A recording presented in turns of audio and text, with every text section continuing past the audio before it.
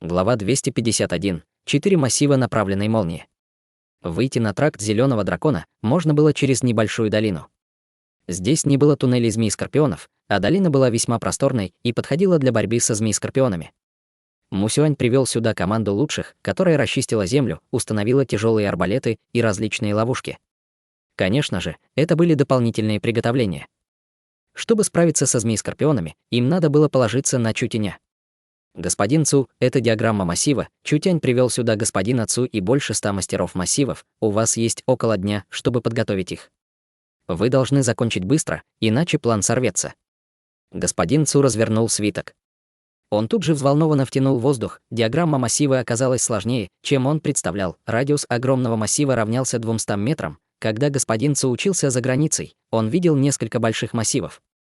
В основном, их использовали для защиты горных сект и важных городов. Массивы были большими и очень мощными, но потребляли много энергии. Чтобы применить эти массивы, нужно было больше 1000 духовных камней высшего класса. Один духовный камень высшего класса стоил около 1 000 000 золотом. Если перевести расходы на такой массив в золотые монеты, выходило несколько сотен миллионов или даже миллиард монет. Не говоря уже о времени, уходящем на его создание.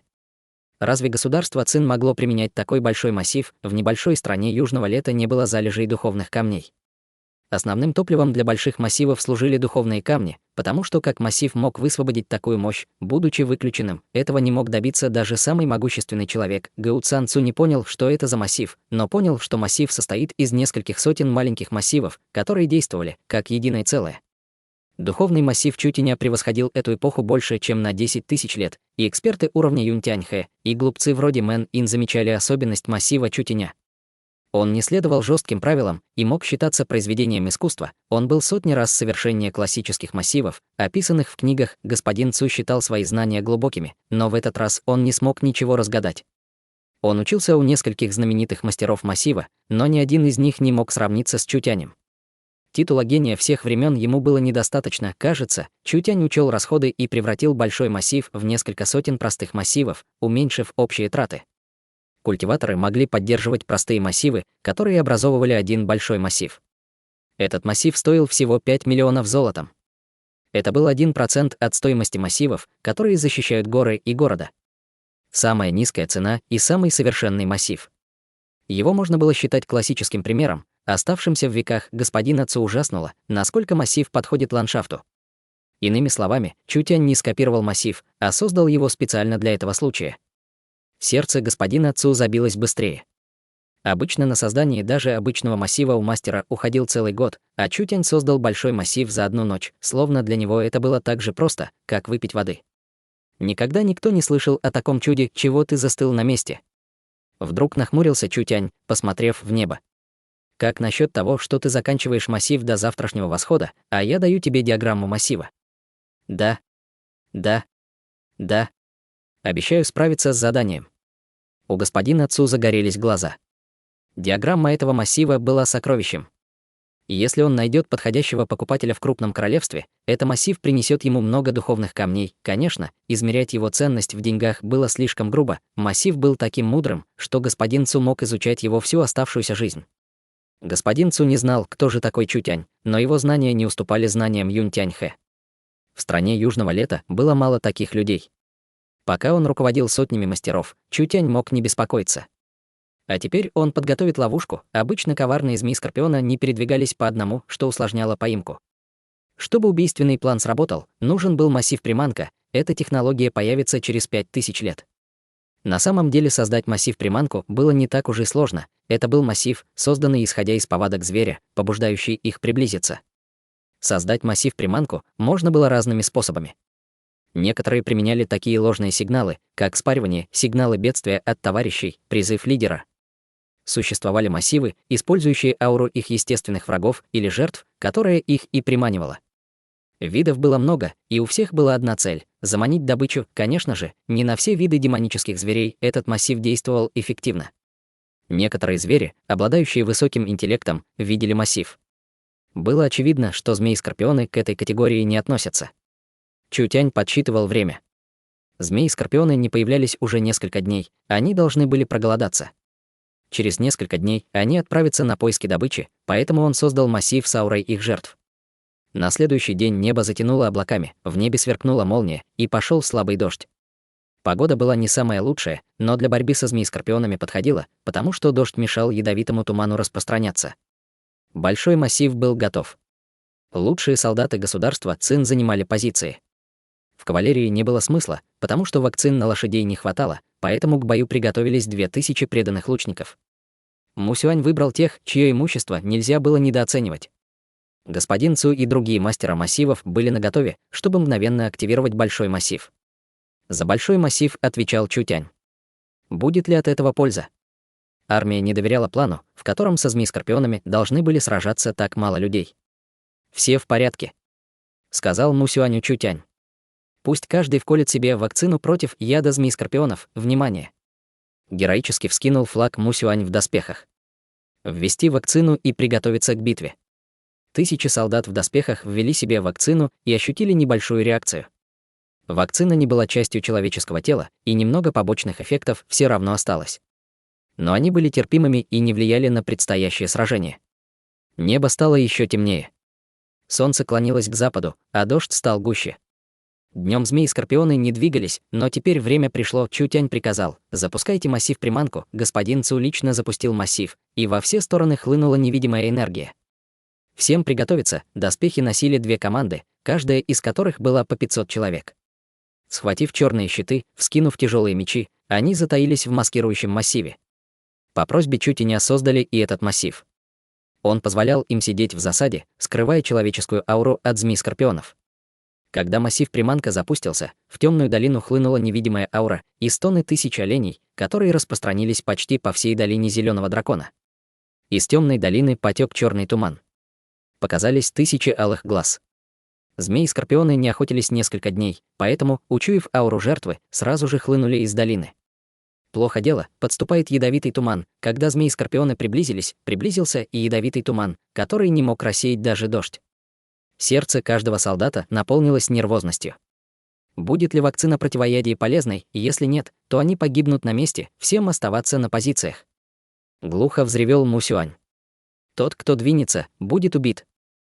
Когда до солдат дошел ядовитый туман, все ощутили легкую тошноту, а кожа их потеплела. Как будто их кровеносные сосуды кипели. Но все же они не были парализованы.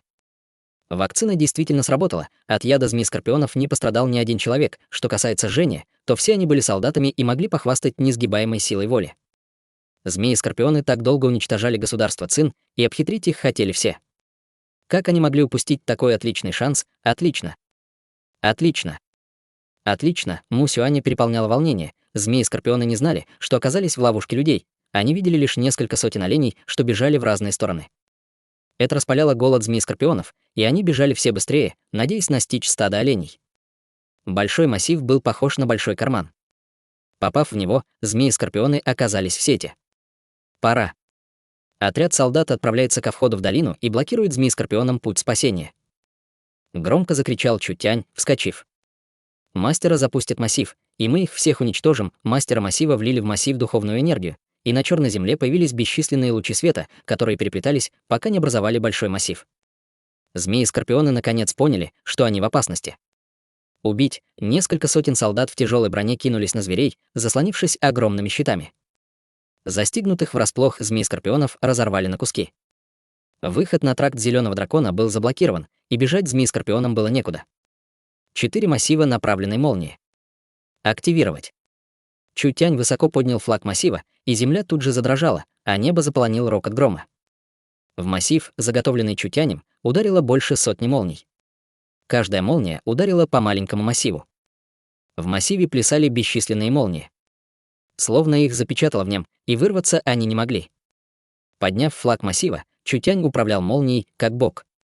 Молния превратилась в стремительного дракона, что летал внутри массива. Он походил на огромную цепь, которая вмиг связала несколько сотен змей-скорпионов.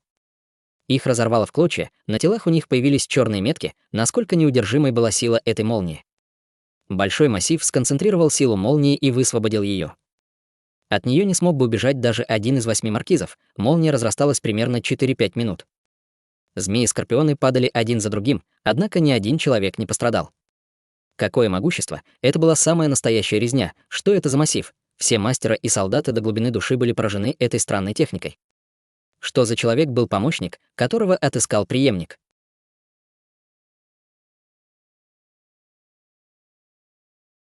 Глава 252. Значительный успех.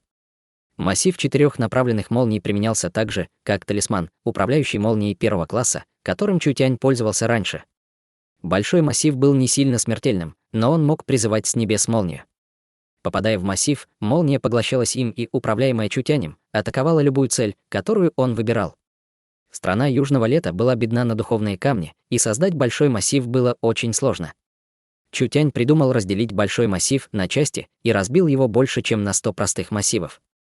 Он создал дешевый убивающий массив, который при этом остался невероятно сильным. Разрушительную мощь такого массива едва могли выдержать 3 правителя, что уж говорить про демонического зверя первого класса, вроде змей-скорпионов.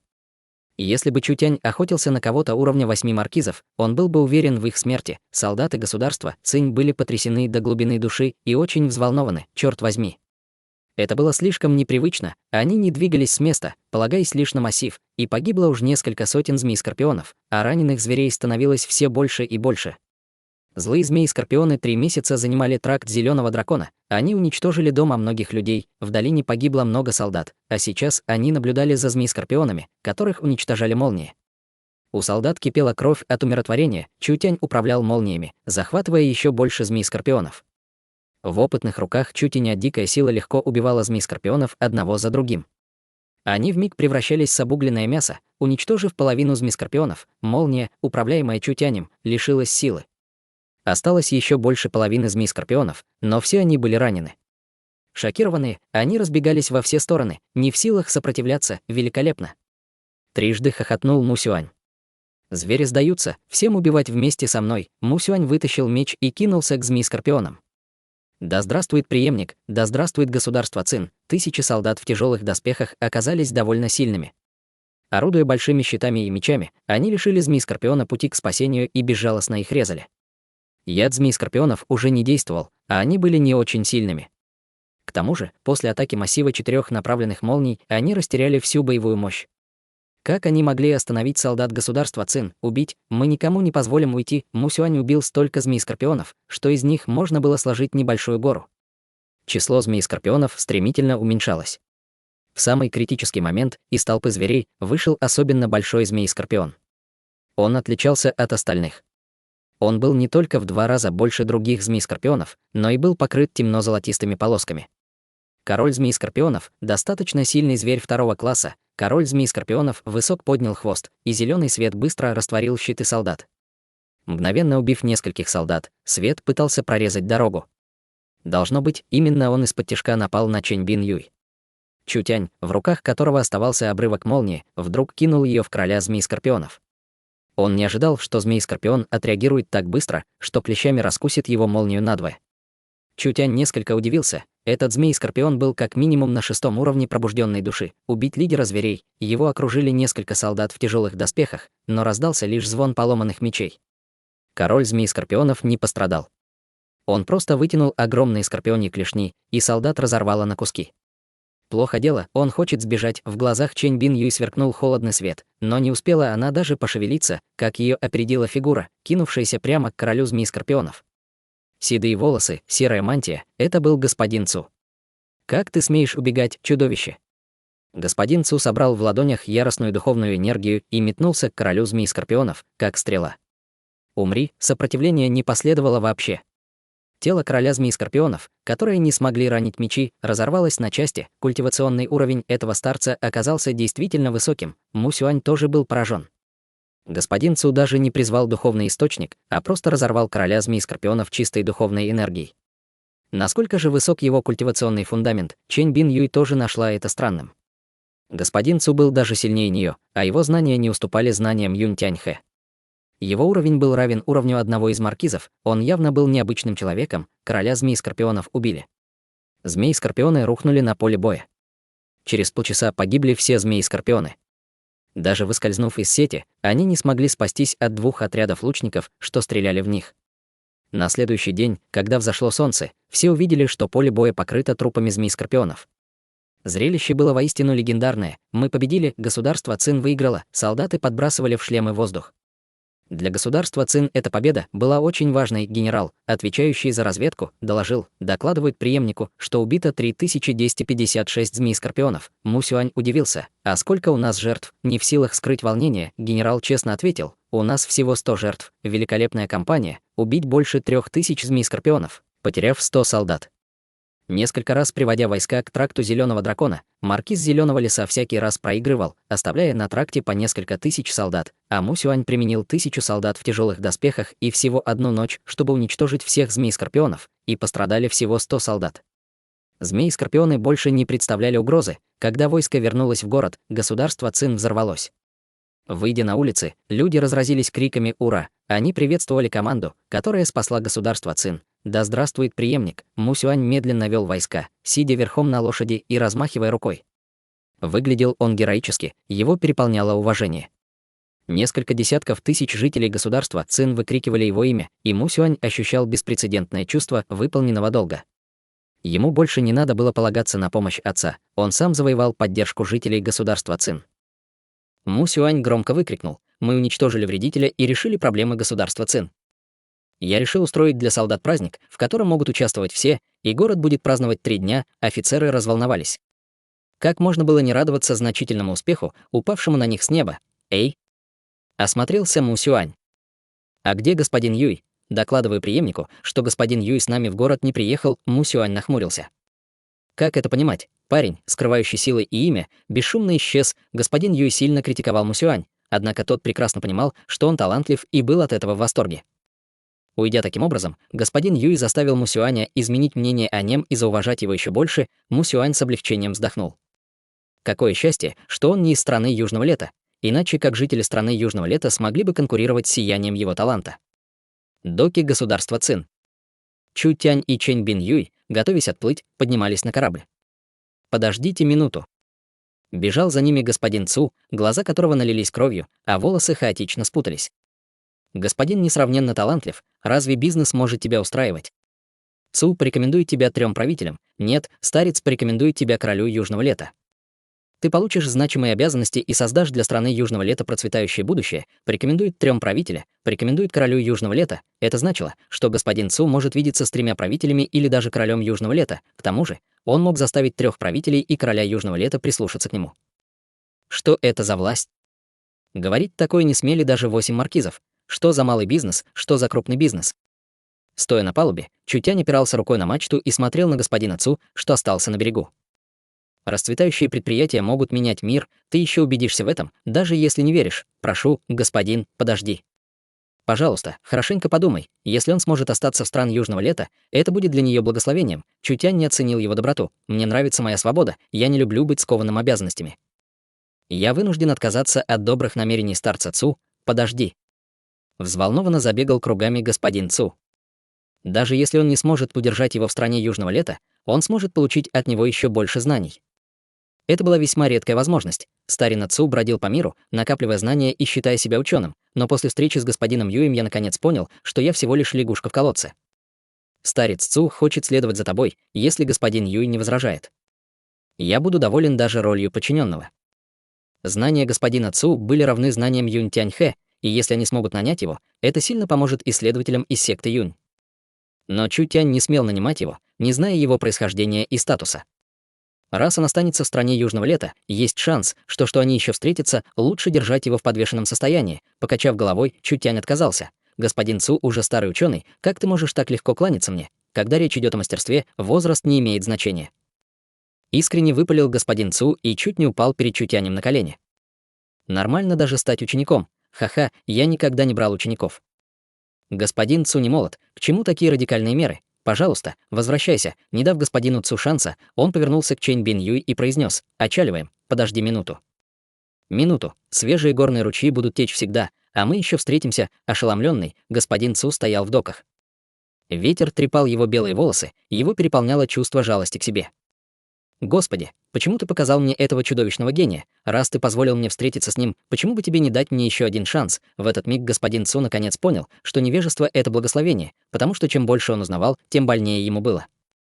Если бы он не встретил несравненного господина Юя, он бы учился еще несколько лет, а потом стал ученым великой страны. Теперь он очнулся и понял, насколько ничтожной была его цель. Долгие годы неустанной работы обернулись для него сожалением. Скрестив руки на груди, Чутянь, стоящий на палубе, с улыбкой спросил: «Старший Бин может опознать старца Цу? Есть один вариант», — чуть нахмурила брови Чэнь Бин Юй. «Но я не уверена». Чэнь Бин Юй уже заподозрила в господине Цу знакомого, но этот человек совершенно не походил на господина Цу, поэтому она не была уверена. «Неважно, мы еще встретимся». Он догадывался, что скоро встретится с господином Цу снова. Чутянь не ожидал, что это случится раньше, чем он полагал. Вернувшись в центральное государство, Чутянь привез ультраволновые кристаллы и сразу же приказал очистить кристаллы и принести их в секту Юнь. Ультраволновой кристалл мог превращать сигнал в стабильную высокочастотную волну, которая передавалась на 1000 миль. Кристалл первого уровня обладал максимальной дальностью в 1000 миль, а кристалл второго уровня — в 10 000 миль. Площадь страны Южного Лета была невелика, поэтому ультраволнового кристалла второго класса было достаточно. Чтобы покрыть расстояние между центральным городом и имперским городом, требовалось 6-7 вышек. Вышки нельзя было возвести в открытой местности, но их можно было построить в городках, лежащих между городами, чтобы их не погубило стихийное бедствие или демонические звери. Радиовышка была мощным устройством для улучшения сигнала. Если бы в центральном городе построили радиовышку, ее зона покрытия охватывала бы 10 километров. Она могла охватить всю область. Так и есть. Одна вышка, размещенная в центре центрального города, захватывала сигналом все центральное государство. Пока она передавала только звук, а в будущем могла передавать изображение, или даже и то, и другое. Безусловно, это перевернуло бы жизнь человечества.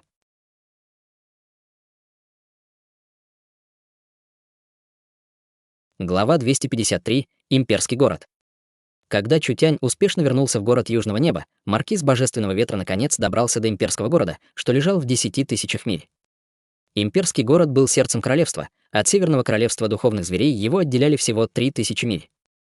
Обширный участок земли совсем не был защищен, и если бы духовные звери начали тайное наступление, но за 2 дня короля могли убить их лучшие кавалеристы. Можно представить, насколько это было опасное место. Почему имперский город построили в таком опасном месте, надо было взглянуть на историю страны Южного Лета. История страны Южного Лета делилась на Северное Лето и Южное Лето. Эпоха Северного Лета была эпохой процветания, королевство населял примерно 1 миллиард человек, а земель было в 3 раза больше, чем сейчас. Страна была известна как страна Великого Лета. Королевство называли не случайно, их имена кое-что подчеркивали. В человеческих мирах была строгая иерархия, делившая страны на империи и королевства. Империя была подлинной силой, правителем региона, обладала населением больше 10 миллиардов человек и площадью больше 10 миллионов квадратных километров. Такие страны были известны как империи. Масштаб, численность и площадь королевства были намного меньше, поэтому правителя можно было называть только королем. С точки зрения власти королевства делились на воюющие королевства, большие королевства и маленькие королевства. Страна Великого Лета была большим королевством. Чутянь, скрывающийся под маской призрачного старика, появился в великой стране Чжоу, которая была большим королевством. Силы их в 10 раз превышали силы страны Южного Лета, причем валютой там были универсальные духовные камни.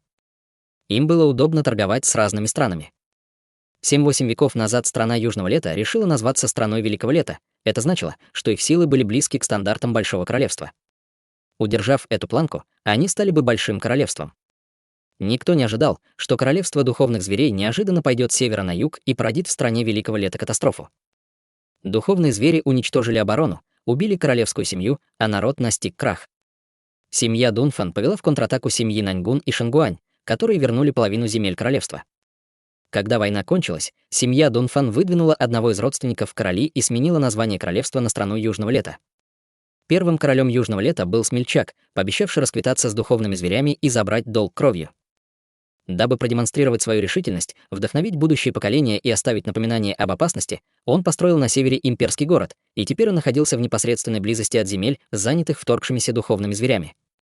Родился в войну, а умер в мире. Видимо, прочным фундаментом страны Южного Лета стало безрассудное решение первого короля Южного Лета. Жители страны Южного Лета жили под угрозой духовных зверей, людей принуждали выживать. Многие молодые гении из 3 великих семей отправлялись на поле боя, чтобы защитить королевство, занять хорошие должности, и нападения духовных зверей терпели неудачу. Король на севере разбирался с духовными зверями, поэтому юг королевства развивался в мирной обстановке. Процветающая область стала для королевства прочным фундаментом. Получив пистолет Чутеня, маркиз Божественного Ветра немедленно отправился на север, в имперский город. Имперский город был самым оживленным городом страны Южного Лета, а население там было в 2 раза больше, чем в центральном городе. Крепостные стены были сделаны из железа. В солнечные дни от них отражался холодный свет. Что касается городских построек, то они не уступали архитектуре центрального государства. В пламени войны родилась неприступная железная крепость. Гарнизон имперского города превосходил гарнизон 8 государств. В нем было больше 100 тысяч штормовых кавалеристов, элита кавалерии была ядром борьбы с духовными зверями. Остальные солдаты были разбросаны по имперскому городу, чтобы тот всегда был готов к войне. Всякий раз, приходя в имперский город, маркиз Божественного Ветра ощущал самые разные эмоции. Имперский город не сдавался врагу уже 5-6 лет. Каждое кровопролитие лишь делало его сильнее, а жители имперского города, крещенные войной, постигали сильные боевые искусства и становились очень могущественными. Сейчас в стране Южного Лета насчитывалось примерно 200 миллионов жителей и несколько миллионов солдат, а духовные звери, погрязшие в сражениях, не могли пробиться на юг. Страна Южного Лета возвысилась и пришла за кровавой расплатой. Маркиз Божественного Ветра смотрел на запечатанную кристальную коробку. Оружие было ключом. Я Фэн Юнтянь из Центрального государства, и я должен увидеть безмольного правителя. У меня важное дело. Это господин маркиз Божественного Ветра. Скорее сообщите безмольному боевому правителю. Дворец безмольного правителя был роскошным, но не экстравагантным. Весь в черных тонах, он был наполнен холодным военным престижем. Это было самое большое здание в имперском городе, не считая королевского дворца. Семья Дунфан заслуженно считалась лучшей семьей, потому что из их семьи вышел не только король Южного Лета, но и безмолвный правитель. По численности семья Дунфан намного превосходила семьи Наньгун и Шангуань. Чутянь сделал правильную ставку, не было никого сильнее семьи Дунфан.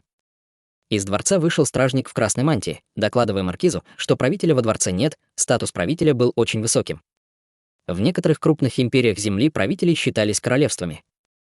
Но у них не было автономии, так что они не могли сравниться с настоящими королевствами или империями. Страна Южного Лета была небольшой, и своих земель у правителей не было, но выше них был только король Южного Лета. Маркиз Божественного Ветра слегка нахмурил брови. Неужели безмольного правителя в имперском городе нет? Безмолвный правитель был главнокомандующим фронтовых войск, и если он покинул имперский город, значит, это могло продлиться и 5 дней, и целый месяц. Если он не встретится с безмольным правителем, ситуация ухудшится.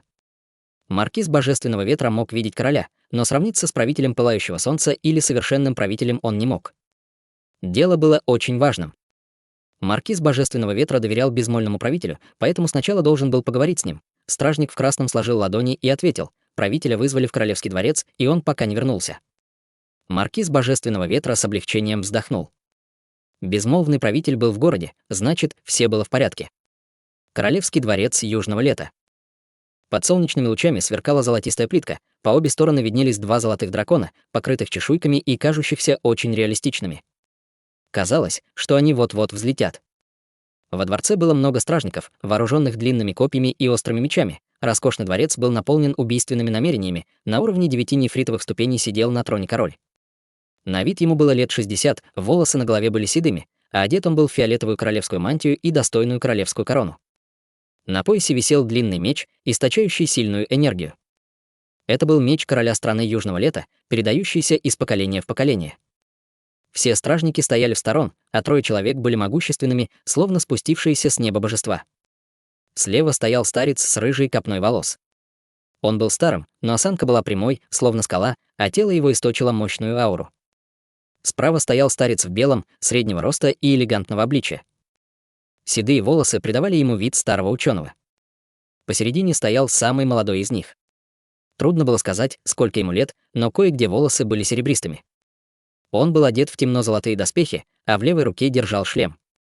Скулы были высокими, кости выступали, глаза смотрели истребиным взглядом, словно он был готов убивать. Сегодня я призвал 3 правителей, потому что надо обсудить срочный вопрос. Можешь начать, правитель Пылающего Солнца, докладываю королю. Наньгун Янь, правитель Пылающего Солнца, пылал энергией огня, словно злой бог, а бетонный пол под ним нагревался от жара пламени. Наньгун Чжи, старший сын семьи Наньгуна, отвез в центральный город королевское воззвание, но Чутянь его покалечил. Это затрагивает честь семьи Наньгун, я прошу короля принять решение. Чутянь. Голос короля Южного Лета был глубоким и полным достоинства. Я несколько раз слышал это имя. Он мозговитый и очень высокомерный. Он не только спровоцировал хаос центрального города, но и ограбил 3 великие семьи. Он явно не уважает короля. Он слишком самоуверенный, тон короля Южного Лета был очень спокойным, но 3 правителя понимали, что король в ярости от действий Чутеня. Король Южного Лета правил больше 20 лет. Он был самой уважаемой фигурой в стране Южного Лета. К его приказам прислушивались даже 3 правителя. На что рассчитывал мальчишка из центрального государства? Шагнув вперед, безмолвный правитель произнес: Чутянь оказал громовому государству большую услугу, он по-настоящему талантлив, его способности надо применить на благо стране. Прошу короля быть снисходительным, страна Южного Лета нуждается в талантах, в стране не хватает талантов. Раздался резкий голос совершенного правителя Шангуань Цанфэна.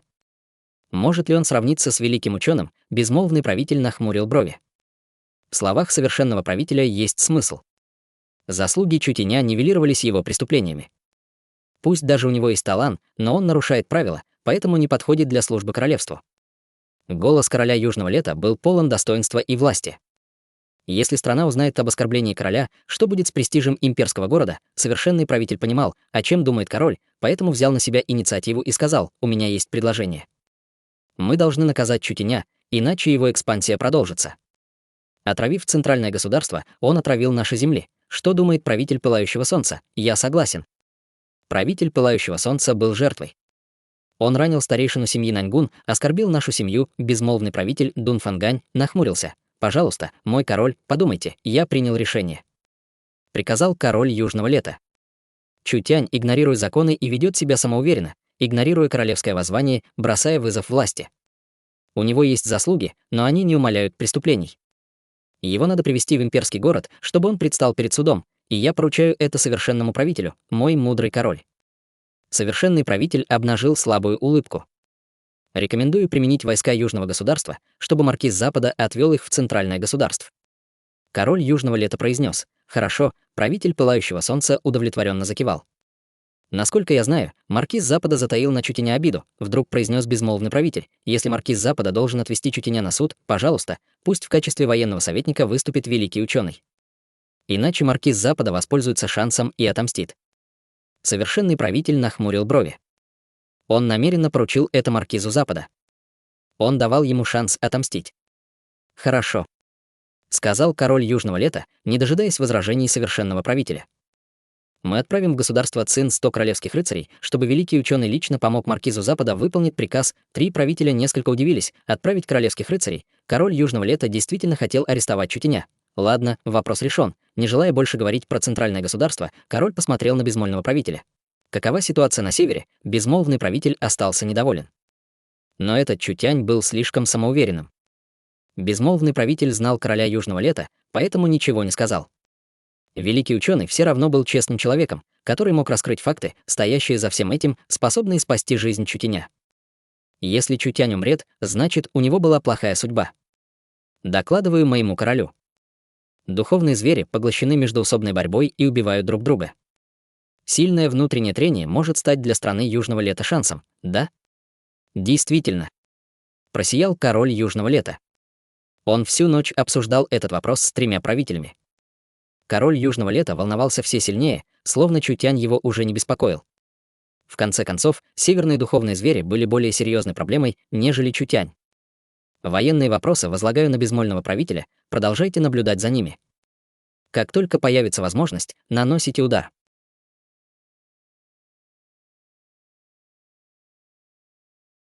Глава 254. Убеждая безмолвного правителя. Чутянем нельзя было управлять. Человек, который посмел проигнорировать королевское воззвание, явно не уважал короля. Чутянь был всего лишь юношей, которому не исполнилось даже 20, однако он смеет вести себя так высокомерно. Зачем идти против приказа, который может повысить его статус, убить одного, чтобы пригрозить сотни? Иначе что будет с престижем короля Южного Лета? Король Южного Лета приказал Шангуаньхуну из Южного государства отправиться в центральное государство с королевским воззванием и взять Чутеня в плен. Чтобы не волноваться, он даже отправил 100 королевских рыцарей и даже пригласил великого ученого. Королевские рыцари были лучшими из лучших кавалеристов страны Южного Лета, отобранными из штормовой кавалерии. Это были не только самые сильные войска королевского дворца, но и самые преданные. Королевские рыцари не сражались на войне. Это была очень могущественная боевая сила, которая считалась весьма весомым сдерживающим фактором, причем каждый рыцарь был высшим экспертом страны Южного Лета. 100 королевских рыцарей представляли престиж короля, безмолвный правитель действительно тяготел к талантам. Но он понял короля Южного Лета. Король Южного Лета согласился с мнением безмольного правителя и добавил дополнительный уровень защиты. Благодаря мудрости великого ученого и сотни королевских рыцарей, Чутяню останется лишь сдаться. Король был достаточно честолюбив и крепко держался за королевство, поэтому не допускал непослушания. Пусть даже Чутянь и обладал навыками великого ученого, король Южного Лета все равно отдал этот приказ. Безмольному правителю оставалось лишь подчиниться. Лишь удача решит, выживет Чутянь или умрет. Конечно же, король Южного Лета, безмолвный правитель, правитель Пылающего Солнца и совершенный правитель не рассматривали Чутяня всерьез. Это был всего лишь скромный талант, а людей у 3 великих семей было предостаточно. Неужели им не хватало гениев? А что насчет громового государства? На самом деле последние годы страна Южного Лета часто переживала катастрофы. Случались и прорывы демонов, и эпидемии чумы, и оползни. Беда громового государства решилась так быстро, что имперский город даже не счёл ее бедой. Маркиз Божественного Ветра и Маркиз Золотой Стрелы доверяли Чутянь, но их связывали близкие отношения, а Маркиз Божественного Ветра и вовсе заботился о Чутяне, так что в его незаинтересованности не было гарантий. Страна Южного Лета боялась лишь одной скрытой опасности. Это было Северное Королевство Духовных Зверей, племя Гончих Войны. Племя Гончих Войны было знаменитым племенем, стаей кочующих собак и волков, родившихся от духовных зверей, поэтому они называли себя племенем Гончих Войны, а другие — Гончими Равнины. Племя Гончих Войны было таким же, как и другие духовные звери. У них не было ни этики, ни правил, ни морали. У них не было постоянного обиталища, а грабежи были их второй натурой, поэтому характер у всех был агрессивный. Прежде на страну Южного Лета нападало именно сильнейшее племя Гончих Войны. Лидер этого альянса был известен как Король Клык. Люди звали его Королем Гончих Войны. В каждом поколении Король Клык был сильнейшим богом войны для всех 12 племен, ради него армии шли сквозь огонь и воду. Они нанесли стране Южного Лета такой удар, что прийти в себя было тяжело. Хрупкая социальная система племени Гончих Войны не могла прослужить долго. Всякий раз, когда погибал очередной Король Клык, племя раздирали междоусобицы, потому что за титул Короля Клыка сражались разные семьи. Это неизбежно приводило к противоречиям и войне. На самом деле уже несколько веков племя Гончих Войны не могло выбрать Короля Клыка. Они не могли сработаться без надлежащего правителя. Если одно племя грабило людей, другое не помогало им, а прятало за спиной нож. Именно поэтому последние несколько лет племя Гончих Войны лишь грабило жителей страны Южного Лета. С тех пор, как началась война, прошло много времени. У страны Южного Лета был шанс отбиться, все время за ними наблюдали безмолвный правитель и король Южного Лета. Чем сильнее были междоусобицы, тем больше шансов было у страны Южного Лета. Когда придет время, безмолвный правитель должен был лично повести отряды в атаку на племя Гончих Войны и забрать кровавый долг, накопившийся за 900 лет, Гончие Равнины, страна Южного Лета неизбежно их поглотит, лучше было устранить их полностью, чтобы они не ухудшили общую ситуацию и не развязали сражения в других государствах. Когда безмолвный правитель вернулся в поместье, уже стояла поздняя ночь. Докладываю правителю. Пришел с донесением стражник, когда безмолвный правитель собирал отчеты о Гончих Равнины. Маркиз Божественного Ветра просит об аудиенции. Маркиз Божественного Ветра. Нахмурил брови безмолвный правитель. Он здесь, чтобы просить за Чутяня. Раз он посмел развязать конфликт, то должен был думать о последствиях. Скажи маркизу, что он может ехать обратно. Человеческие отношения не заботили безмольного правителя. На самом деле маркиз Божественного Ветра не должен был сейчас находиться в имперском городе. Отдавая приказ, король Южного Лета его не упомянул. Если в центральном государстве будет не только великий ученый, но и маркиз Божественного Ветра, возможно, Чутяню удастся избежать смерти, когда прибудет маркиз Запада. Кто сразится с маркизом Запада, если маркиз Божественного Ветра приехал в имперский город? Правитель, маркиз Божественного Ветра не уходит. Он говорит, что должен вас увидеть, этот Фэн Юнтянь. Безмолвный правитель хлопнул отчетами по столу, и глаза его резко сверкнули. Он ненавидел людей, которые не понимали, что им выгодно, а что нет. Если он должен что-то сделать, то он, конечно же, сделает. Если не должен, то какой смысл его умолять? Хорошо, тогда позови маркиза Божественного Ветра. Войдя в главный зал поместья правителя, маркиз Божественного Ветра с почтением поклонился. Фэн Юнтянь приветствует безмольного правителя, можно и без любезностей. Равнодушно посмотрел на него безмолвный правитель. Маркиз так быстро вернулся. Ты преодолел 10 000 миль не ради того, чтобы просить за Чутяня. Безмолвный правитель действительно мудр. Без обиняков ответил маркиз Божественного Ветра. Чутянь — необычный человек, к нему нельзя относиться нормально. Редко видел людей, которые плюют на законы, не подчиняются и властвуют над окружающими. Объединиться с пиратами, чтобы погрузить центральное государство в хаос, поглотить 3 великие семьи и покалечить старейшину семьи Наньгун, посланного с королевским воззванием. что из этого не идет вразрез с государством. Даже с такими знаниями этот высокомерный человек не может стать одним из столпов королевства. Если бы к нему относились нормально, он бы уже 10 раз умер. Это не так, пустился в рассуждение маркиз Божественного Ветра. Имперский город получил отчеты лишь от одной страны. Хаос в центральном государстве породил не Чутянь, а семьи Чу и Ло. Что касается пиратов с озера 4 государств, то прежде они были скрытой опасностью, а теперь подчиняются Чутяню и служат королевству. Это серьезная заслуга. Как насчет того, что Чутянь присвоил имущество 3 великих семей и покалечил королевского гонца, это действительно ошибки, признал маркиз Божественного Ветра, и тон его голоса изменился, но нападение семей Чу, Ло и Е нанесли Чутяню большой урон и уничтожили большую часть центрального города. Чутянь действительно присвоил их имущество, но потратил эти деньги на жителей и стабилизировал ситуацию в центральном государстве. Что касается травмы Наньгун-Чжи, то это ошибка Наньгун-Чжи. Он пытался присвоить торговое чудо, это и разозлило Чутяня. Чутянь был неправ, но не может быть наказан из-за своих заслуг. Маркиз Божественного Ветра и правда дурак или притворяется дураком, я не понимаю. Безмолвный правитель засмеялся, не буду ходить вокруг да около. Почему король Южного Лета не может усмирить Чутяня? Важнее всего, что Чутянь из благородного рода, но управляет всем центральным государством. К тому же, его высокомерные манеры.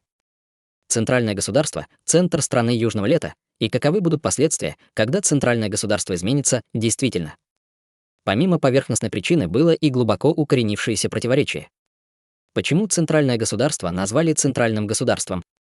Потому что оно находилось в центре страны Южного Лета и было для других государств исходной точкой. Многие годы маркиз Божественного Ветра провел в уединении, а 4 великих семьи создали режим, порожденный имперским городом. В центральном государстве нужно было сохранять баланс сил, ведь если его охватит хаос, это принесет стране Южного Лета лишь трудности. Склонности Чутяня не могли не беспокоить. Если этот непокорный юнец в критический момент спровоцирует хаос, на страну Южного Лета это повлияет ужасно. Чутянь не тот, кто будет провоцировать хаос. Задумался маркиз Божественного Ветра. У него потрясающий талант, и его следует поощрять, а не сдерживать. Если ему дадут развиваться, то всего за 3 года центральное государство возглавит все 8 государств. Слова — не гарантия. Фэн Юньтянь клянется собственной жизнью. Если через 3 года центральное государство окажется неспособным, я добровольно сложу голову. Безмолвный правитель несколько удивился. Маркиз Божественного Ветра, я тебя действительно не понимаю. Чутянь и правда высокомерен, но он знает, как погашать долги и прощать обиды. Если безмолвный правитель в трудные времена поможет ему, естественно, он отплатит стране Южного Лета стократно. Странно, почему маркиз Божественного Ветра так ценит этого мальчишку? От пустых слов нет проку. Продолжил маркиз Божественного Ветра. Если бы безмолвный правитель действительно хотел защитить Чутяня, он уже был бы в безопасности без твоих убеждений. Если безмолвный правитель не хочет защищать Чутяня, безмолвный правитель не изменит мнение, что бы я ни говорил. «Хорошо, что ты это понимаешь», — заинтересованно произнес безмолвный правитель, однако маркиз, зная это, приехал в имперский город, чтобы убедить меня. «Значит, ты уверен в успехе?» Чутянь прислал безмольному правителю подарок. Маркиз Божественного Ветра достал кристальную коробку. Прошу безмольного правителя взглянуть на нее. Подарок. Это был самый настоящий абсурд. Безмолвный правитель издал несколько холодных смешков. Он уважал маркиза Божественного Ветра, поэтому и встретился с ним, иначе не стал бы вмешиваться в это дело. Безмолвный правитель был прямым человеком и не любил заниматься политикой. Человек, повергший страну в хаос, теперь послал подарок. Он думал, что может воспользоваться талантом, поэтому передал его в имперский город. И маркиз Божественного Ветра решил помочь ему и спасти его жизнь. Но как этот человек убедил маркиза передать подарок, безмолвный правитель уже не был о нем такого высокого мнения. Клянусь собственной жизнью, что безмолвный правитель не пожалеет, осмотрелся маркиз Божественного Ветра. Это очень важное дело, надеюсь, нас никто не слышит. Безмолвный правитель уже давно выгнал бы его, не будь это маркиз Божественного Ветра. Безмолвный правитель хорошо знал характер маркиза. Среди 8 маркизов тот меньше всего думал о славе и богатстве, поэтому не стал бы преклонять колени перед юношей за вознаграждение. Если он смеет давать такие клятвы, значит, на это были причины. Ладно. Тогда он посмотрит.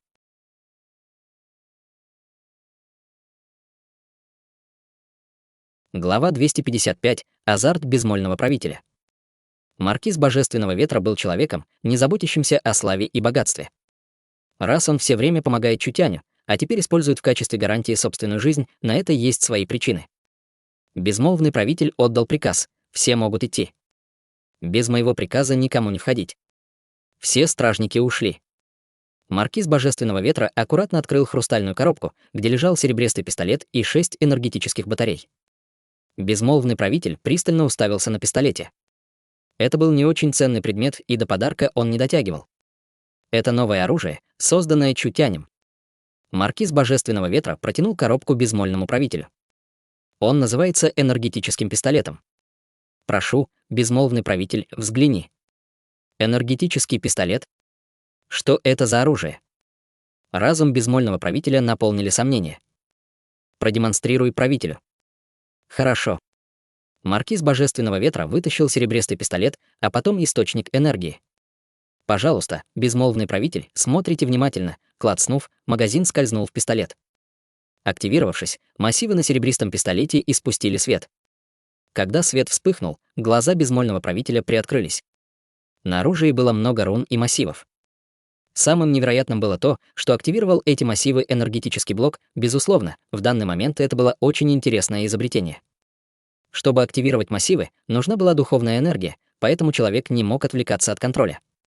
Если человека можно исключить, а энергетические массивы активировать автоматически, это серьезно улучшит процесс.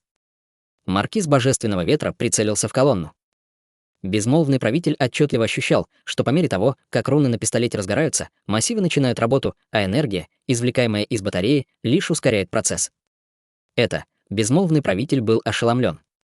Вспыхнул свет, и светящийся шарик, пройдя сквозь железную колонну, оставил небольшое отверстие, неизвестно, из чего был сделан серебристый пистолет, но это явно был более мощный материал, чем у тестового образца. Дуло покраснело, но энергетический шар его не расплавил. Положив пистолет, Маркиз Божественного Ветра посмотрел на безмольного правителя. Что об этом думает безмолвный правитель? Чего только не видел безмолвный правитель, но это зрелище ошеломило безмольного правителя. Он чувствовал, как сердце выпрыгивает из груди. Что это за оружие? Как оно за секунду собирает такую мощную энергию, безмолвный правитель? Безмолвный правитель, никогда прежде Маркиз Божественного Ветра не видел правителя таким ошеломленным и в душе лишь радовался. Несколько раз вздохнув, безмолвный правитель пришел в себя. Опомнившись, он ничего не сказал. Он сидел на месте и ждал, когда Маркиз Божественного Ветра продолжит объяснение. Он действительно был безмольным правителем. Он остался спокойным перед лицом оружия, меняющего эпоху. Это было нелегко.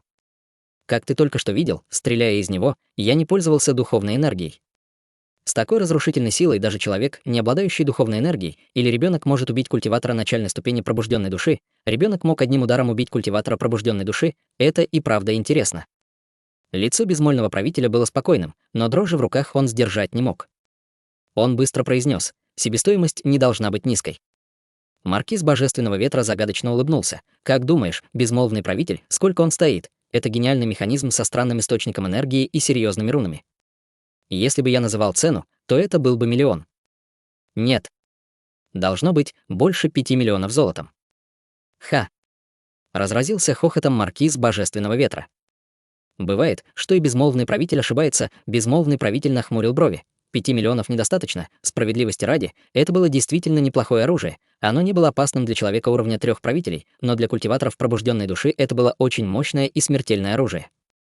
Даже если оно стоило 3-5 миллионов золотом, его все равно купили бы многие. С одной лишь высокой ценой было бы тяжело его разрекламировать. Знающие тон Маркиза Божественного Ветра понимали, что это не 5 миллионов. Цена была слишком высокой. Не было никого, кто купил бы новое изобретение за 10 миллионов, потому что это было слишком дорого. 10 миллионов было достаточно, чтобы купить духовный предмет. Маркиз Божественного Ветра оттопырил палец. Очень дорого. Неужели и правда 10 миллионов? Безмолвный правитель ощутил, что силы покидают его. Прежде его переполняли ожидания, но он понял, что это лишь демонстрация, и такой разрыв был для него чрезмерным. Отлично, это действительно необычный предмет.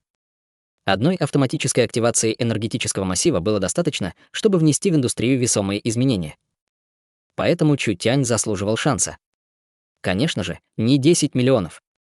Громко ответил Маркиз Божественного Ветра.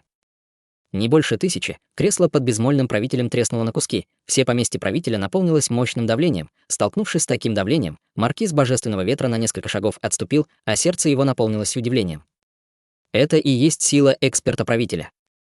Она действительно в разы превосходила пробужденную душу. 1000 достаточно. Глаза безмольного правителя покраснели, как у волка, глядящего на ягненка. «Ты не лжешь мне, так ведь?» «Это невозможно». Сказав это, маркиз Божественного Ветра даже подумал, что спит. Оружие, из которого убить культиватора пробужденной души мог даже ребенок, стоило не больше 1000 золотом. Тренировка культиватора пробужденной души требовала нескольких миллионов, а тренировка культиватора прославленной души требовала от десятков до сотен миллионов. А теперь смерть культиватора пробужденной души стоила 1000 золотом.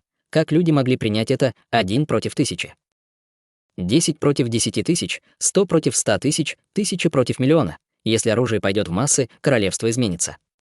Большие семьи смогут обучать целые отряды, покупая большие партии этого оружия, легко давлеть над врагом. Выстрелив из 1000 пистолетов одновременно, можно было одним махом уложить армию. Даже эксперт уровня 8 маркизов не сможет противостоять нескольким сотням энергетических пистолетов. Чтобы убить эксперта уровня 8 маркизов, достаточно всего 1000 золотом. На что можно потратить 1000 золотом? Богатый купец имперского города мог купить за эти деньги красивую служанку. Конечно, хоть оружие и было сильным, однако истинной силы оно не раскрыло. Даже если бы на маркиза Божественного Ветра нацелились сотни человек, он не остался бы на месте. Из-за его силы и скорости открыть огонь было бы невозможно.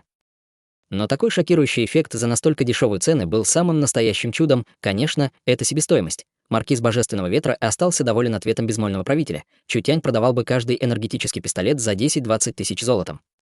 10-20 тысяч. Неужели безмольному правителю кажется, что это слишком дорого? Дорого? Слишком дешево. Немного сердитым тоном произнес безмолвный правитель. Если он такой дешевый, то купить его может любая семья. Сначала безмольного правителя беспокоила дороговизна оружия, но теперь его беспокоила дешевизна. Теперь он понял, почему маркиз Божественного Ветра так рьяно защищает Чутяня.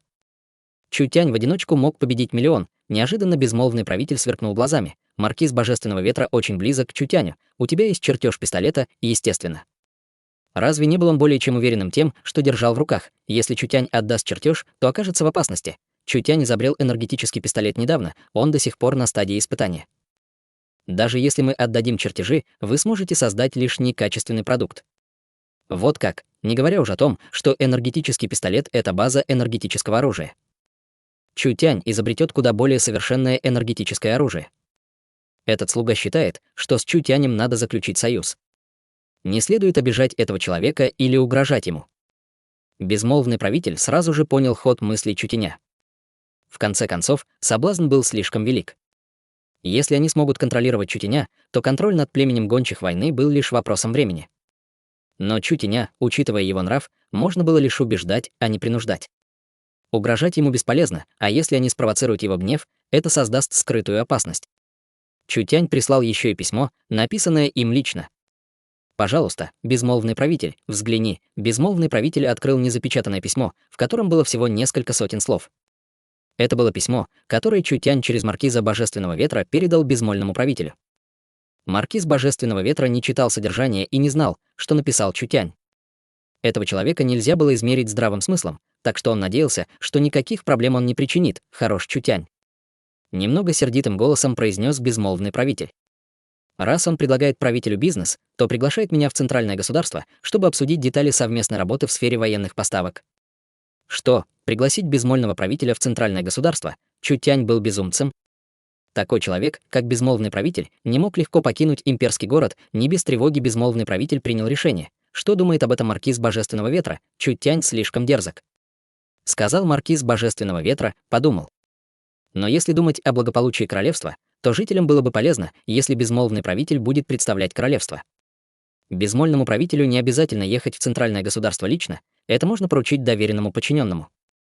Я поеду лично. Немного колебался безмолвный правитель. Сегодня совершенный правитель связался с маркизом Запада. Возможно, скоро они выступят против Чутяня. Я не могу покинуть имперский город сию минуту, я должен сделать кое-какие приготовления, но войскам Южного государства надо пройти через озеро 4 государств.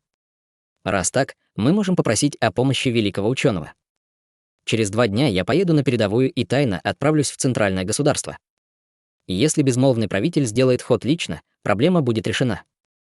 Но разумно ли было звать безмольного правителя, чтобы договориться, в центральное государство? Безмолвный правитель был слишком могущественным, из-за разницы в силе Чутянь мог оказаться в невыгодном положении. Спустя 2 часа. В поместье совершенного правителя. Старейшина семьи Шангуань, разыскивающий Шангуань Цанфена, приехал быстро, докладывая правителю. Безмолвный правитель отправил в государство Цин секретное письмо. 3 правителя конкурировали друг с другом, а безмолвный правитель мог сражаться, но в политике искусным не был. Каждое письмо из поместья безмолвного правителя не ускользало от совершенного правителя, а безмолвный правитель ничего об этом не знал. Вот письмо. Разорвав конверт, совершенный правитель хладнокровно улыбнулся. В письме великого ученого просили изо всех сил защищать Чутеня, не позволяя семье Шангуань причинить ему боль и не подпуская их как можно дольше. Безмолвный правитель никак не может решить свою старую проблему, совершенный правитель ни во что не ставил Чутеня. Чутянь не один раз оскорбил семью Шангуань. Сначала он искалечил Шангуань Мина, лишив семью Шангуань уважения. Но Шангуань Мин пошел против королевского приказа, и семья ничего не смогла сделать, чтобы сохранить свой престиж. Но второе оскорбление оказалось чрезмерным.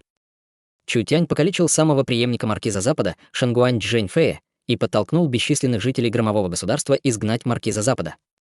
В длинной истории страны Южного Лета не было случаев, когда жители изгоняли маркиза. Скрыть это было невозможно.